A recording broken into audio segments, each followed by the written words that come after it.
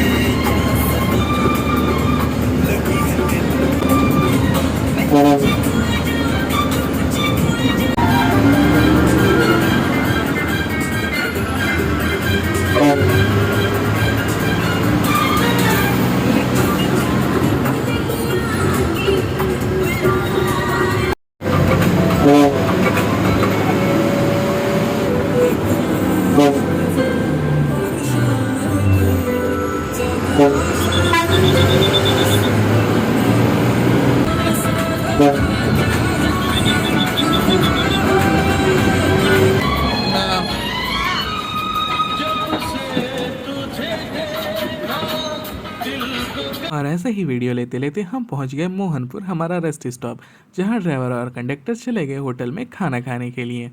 वहां से निकलकर कुछ ही दूर चले थे कि सामने से आता हुआ गीतांजलि मिल गया और मैं रॉय ट्रांसपोर्ट को बाय बाय कहकर चढ़ गया गीतांजलि में।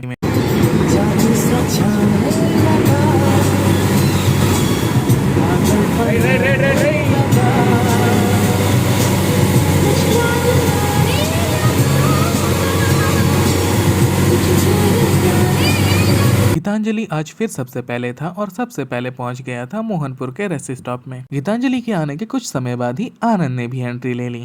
कुछ समय बाद पहुंच गया एसएस ट्रांसपोर्ट, लेकिन तब तक हमारे निकलने का टाइम हो चुका था। फिर मैं चला गया बस के लास्ट सीट में रनिंग पैसेंजर्स का टिकट चेक करने। पर गीतांजलि में एक बात तो है, इसका लास्ट सीट बाकी बसों की तरह ज्यादा खुदाता नहीं है, तो मैं वहीं बैठकर करने लग गया आगे की वीडियोग्राफी।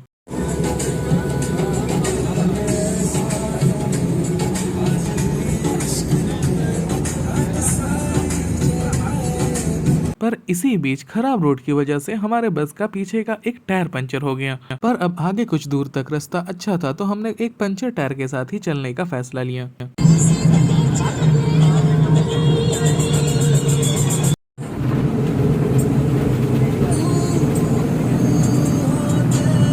पर जब हम कालाटा जंक्शन पहुंचे, उसके आगे का रोड बहुत खराब होने की वजह से हमने 10 मिनट के अंदर टायर बदलने का फैसला लिया। सबसे पहले कंडक्टर ने बस के अंदर घुसकर जल्दी से जैक चढ़ा दिया और फिर लग गए पूरी मेहनत से टायर खोलने में। उसके कुछ समय के अंदर ही स्टेपनी टायर को बस के छत से उतार कर लगाने का काम शुरू हो गया और वहीं हमें दिखा रामनगर जाने वाला लास्ट एसटीएस। टायर बदलने के बाद मैं आ गया सामने की तरफ और बैठ गया इस लाल पीले डिस्को लाइट के नीचे। रास्ते में कुछ पैसेंजर्स को उतारते हुए हम पहुंच गए डिगलीपुर बाजार के अंदर। बाजार पहुंचकर सारे पैसेंजर्स और बैग्स को उतारने के बाद हम चल दिए बस को गैरेज में बंद करने के लिए। वीडियो अच्छी लगी हो तो कमेंट में बताएं, लाइक और शेयर करें, और अगर आप YouTube पे देख रहे हैं तो सब्सक्राइब जरूर करें।